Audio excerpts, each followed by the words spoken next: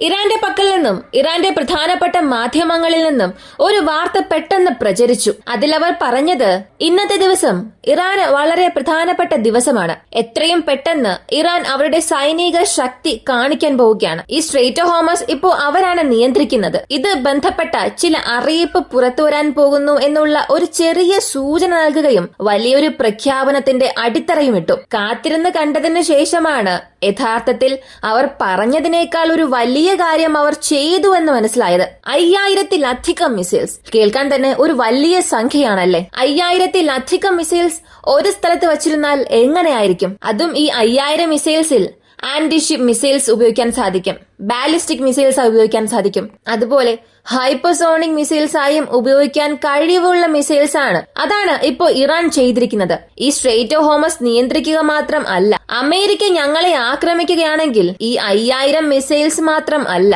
ഇതുപോലെ ആയിരക്കണക്കിന് മിസൈൽസ് ഞങ്ങളുടെ പക്കലുണ്ട്. അത് മിഡിൽ ഈസ്റ്റിലുള്ള അമേരിക്കയുടെ അത്രയും പട്ടാളക്കാരെ കൊല്ലും എന്ന ഒരു മുന്നറിയിപ്പും നൽകിയിട്ടുണ്ട്. ഇതിനെക്കുറിച്ചാണ് നമ്മൾ അറിയാൻ പോകുന്നത്. അങ്ങനെ ഇറാൻ എന്താണ് ചെയ്തത്, ആ മിസൈൽസ് എല്ലാം അവർ എവിടെയാണ് വച്ചിരിക്കുന്നത്, വിശദമായി ഈ ഒരു വീഡിയോയിലൂടെ അറിയാം.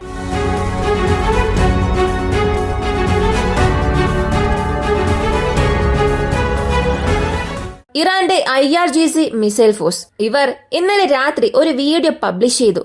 ആ വീഡിയോയുടെ തലക്കെട്ടിൽ തന്നെ അവർ പറഞ്ഞിരുന്നത് ശത്രുക്കൾ നമ്മളെ ആക്രമിക്കാൻ തയ്യാറായി നിൽക്കുകയാണ്. പക്ഷെ അവർക്കറിയാത്ത ഒരു കാര്യമുണ്ട്. അവരുടെ പക്കൽ മാത്രമല്ല ഫയർ പവർ ഉള്ളത്. ശത്രുക്കൾ ഒരടി അടിച്ചാൽ അവരെ തിരികെ ഒരു 10 അടി അടിക്കാൻ നമ്മുടെ പക്കലും ഒരു ഫയർ പവർ ഉണ്ട് എന്നുള്ള രീതിയിൽ വീഡിയോ പബ്ലിഷ് ചെയ്തു. ഇത് പുറത്തു വന്നതിന് ശേഷം വൈറലായി മാറാൻ തുടങ്ങി. കാരണം അതിലുണ്ടായിരുന്ന മിസൈലുകളുടെ എണ്ണമായിരുന്നു. ഏകദേശം 1.5 മിനിറ്റോളം ദൈർഘ്യമുള്ള വീഡിയോ. ഇതുവരെയും ഇറാന്റെ അണ്ടർഗ്രൗണ്ട് ബേസസ് നമ്മൾ നോക്കുകയാണെങ്കിൽ ഒരു റൺവേ പോലെ ഉണ്ടാകും.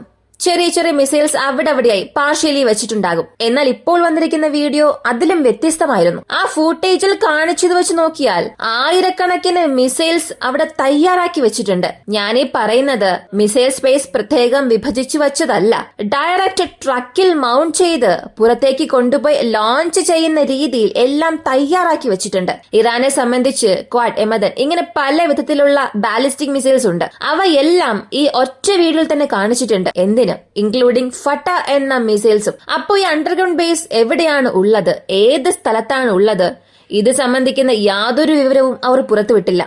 എന്നാൽ ഒരു കാര്യം സത്യമാണ്, മുൻപ് അവർ കാണിച്ച ഫൂട്ടേജസ് അത് വീണ്ടും എടുത്ത് വെരിഫൈ ചെയ്ത് നോക്കിയാൽ, അല്ലെങ്കിൽ ഇതുവരെയും വന്ന ഇമേജസ് ഇതുമായി മാച്ച് ചെയ്ത് നോക്കിയാലും ക്രോസ് ചെക്ക് ചെയ്ത് നോക്കിയാലും യാതൊന്നും പഴയ ഫോട്ടോസ് വീഡിയോസുമായി മാച്ച് ആകുന്നതേയില്ല. ഒരു പക്ഷേ ഇറാൻ സത്യത്തിൽ ഇത്ര വലിയ കാര്യം ചെയ്തിട്ടുണ്ടാകും, അല്ലെങ്കിൽ ഇതൊരു സൈക്കോളജിക്കൽ വാർഫെയർ ചെയ്യുന്നുണ്ടോ? ഇതെല്ലാം ഒരു വലിയ ചോദ്യമാണ്. പക്ഷെ അവർ കാണിച്ച കാര്യങ്ങളെല്ലാം യഥാർത്ഥ മിസൈൽസ് ആണ്. അതിൽ ഡമ്മി മിസൈൽസ് ഒന്നും ഇല്ലാതിരിക്കുകയും പൂർണമായും ഇറാന്റെ ഫയർ പവർ കാണിക്കുന്ന രീതിയിലാണ് അതുള്ളതെങ്കിൽ ഇതൊരു ബിഗ്ഗസ്റ്റ് ത്രെഡ് ആണ് തൊട്ടടുത്തുള്ള എല്ലാ ഇറാൻ ശത്രുക്കൾക്കും. അതും എന്തുകൊണ്ടാണെന്ന് പറയാം. ഇപ്പൊ നേരിട്ട് ഈ ഹോമസിനെ കുറിച്ച് നമുക്ക് ഒരുപാട് കാര്യങ്ങൾ ഇതിൽ സംസാരിച്ചേ മതിയാകൂ. കാരണം അതെല്ലാം വളരെ പ്രധാനപ്പെട്ട കാര്യങ്ങളാണ്. ഈ സ്ട്രെയ്റ്റ് ഓഫ് ഹോമസ് എന്നത് ലോകത്തിൽ ഉള്ളതിൽ വെച്ച് one of the deadliest choke point ആണ്. ഇനി ചോക്ക് പോയിന്റ് എന്താണെന്ന് ഞാൻ പറയാം. ഒരു സ്ഥലത്തെ വളരെ എളുപ്പത്തിൽ ക്ലോസ് ചെയ്യാൻ സാധിക്കും. അങ്ങനെ ക്ലോസ് ചെയ്താൽ അതുവഴി ലോകരാജ്യങ്ങൾക്ക്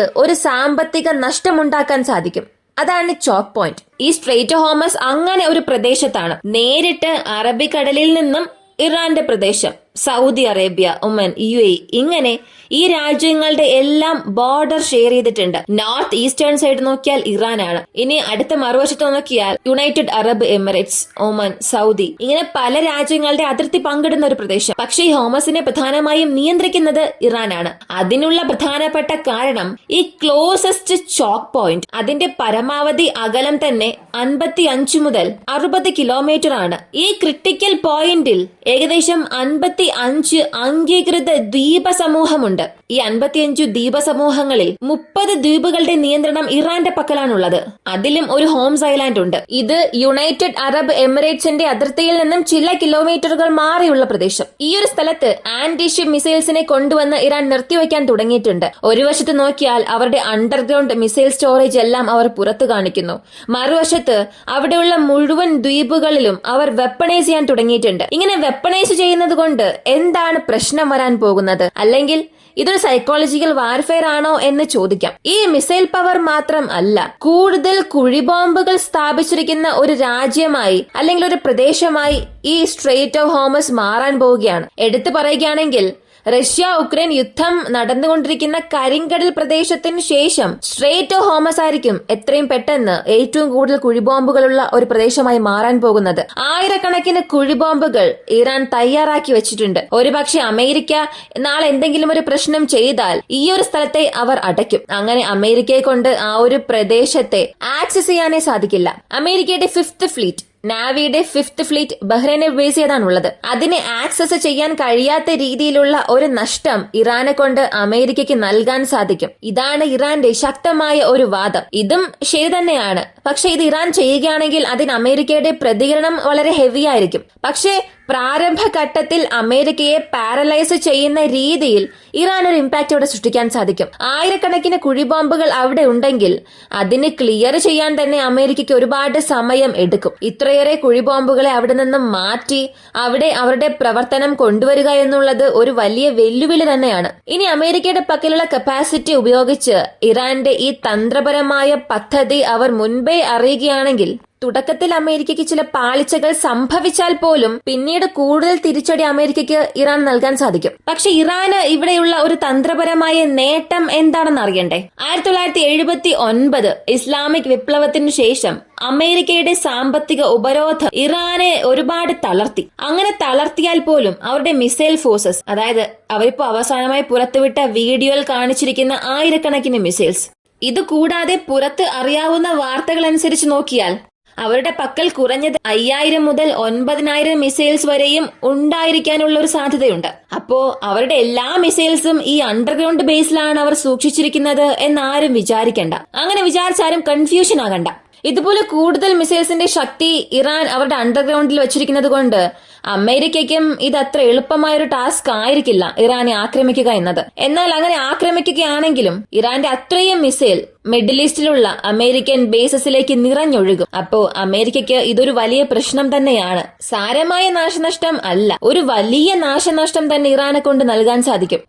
അപ്പോ സ്ട്രെയിറ്റ് ഓഫ് ഹോർമസ് അവർ എപ്പോ വേണമെങ്കിലും ക്ലോസ് ചെയ്യാമെന്ന സാഹചര്യം വന്നാൽ ഇറാനെ കൊണ്ടൊരു വലിയ നാവൽ ബ്ലോക്കേഡ് തന്നെ അമേരിക്കയ്ക്കും അമേരിക്കയുടെ സഖ്യത്തിലും വളരെ കൃത്യമായി നടപ്പിലാക്കാൻ സാധിക്കും. ഇങ്ങനെ ഇറാന്റെ പ്രശ്നം ഇങ്ങനെ പോയിക്കൊണ്ടിരിക്കുമ്പോൾ ബുർക്കിന ഫാസോ, ഈ ഒരു പേര് നിങ്ങൾക്ക് വളരെ പരിചയമുള്ളതാണ്. ഈ ബുർക്കിന ഫാസോ നേതാവ് ക്യാപ്റ്റൻ ഇബ്രാഹിം ഒരു കാര്യം പറഞ്ഞു. സൗദി അറേബ്യ അടുത്തിടെ അവർക്കൊരു ഓഫർ നൽകിയിരുന്നു.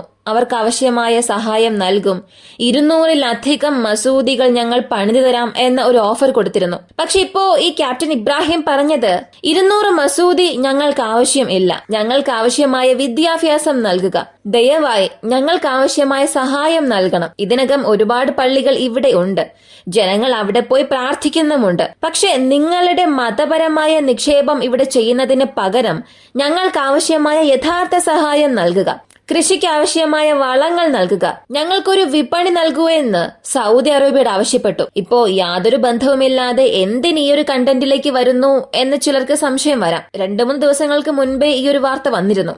ഈ ആഫ്രിക്കൻ ഭൂഖണ്ഡത്തെ സംബന്ധിച്ച് പ്രകൃതി വിഭവങ്ങൾ അത്രത്തോളമുള്ള രാജ്യങ്ങളാണ്.